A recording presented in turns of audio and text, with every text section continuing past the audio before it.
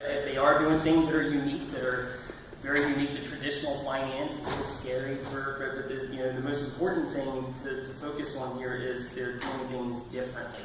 If you look across the board in traditional asset classes, whether you talk automotive or mortgage, there's some sort of consistency or uniformity in the way that these assets are managed post-closing, kind of the route that they take and the touch points that they need to have from a servicing, a custody, etc.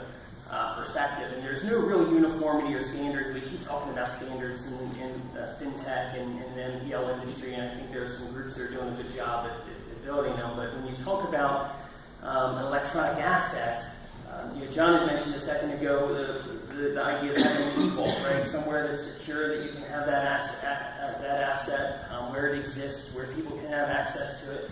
To have that endpoint of an e-vault, first you need to have something. I think we all know this is a very data-oriented industry. Are there original or unique assets that are being created to put in an e-vault? So first and foremost, I think what you look for is down to the process and operational level of the originator. Is there something unique that is being created? Is it data, or is there an actual asset that exists? So first and foremost, and we often hear it called an authoritative copy amongst a variety of laws that exist that refer to it. But first and foremost, having something unique that exists and a process that's enabled to ensure that unique asset, just like the paper world, can be easily distinguished from all the copies that exist. Right? In the wet signing industry, you take a wedding signature, you apply it to a document, you make 1,000 copies, you can still reasonably distinguish the original. That way when you get to the vault, when you get to the buyer, investor, securitization, ratings agency, you know and you can track that original. So first and foremost, having that unique document is certainly of importance. And then a secure manner of being able to transfer that document. I think one thing that we see from the capital market side is a very lack in the chain of custody. Knowing all of the folks throughout the process that have actually touched it, that have owned it. If you're an investor who's working off of a line of credit, how can your funder perfect their interest in that asset? And is there something that they can perfect against?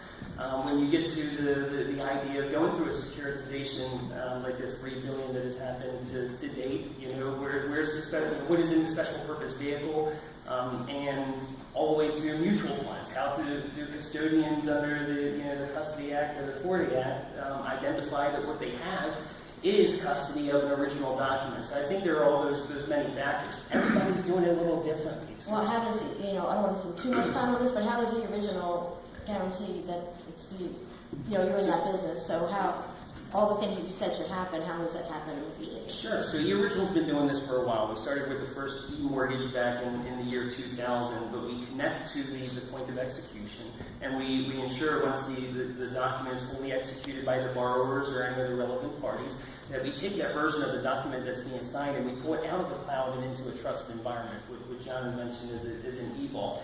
And within the sanctity of that e-vault, we manage the custody and the chain of control. So it's within that secure environment where all the parties can come together and provide access to the data for a servicer or for a custodian and move that actual electronic asset from one party to the next, whether it be a buyer or a special purpose vehicle or securitization. Thanks. I want to sort of have some framing here. I think there are two parts to the role, thinking about the role of technology in capital markets. One is the disruption that's happening at the borrower level between the person originating the loan, the person borrowing it, whether it's through apps, through new credit models, etc. The second part to that is how do investors who have a mandate to buy investment grade rated paper from recognized broker-dealers, large underwriters who you respect, who you believe are doing the work. And I think there's a lot of data out there. And I often question, as someone who's in a way the data business, so it's a lot of what we do. As a former banker,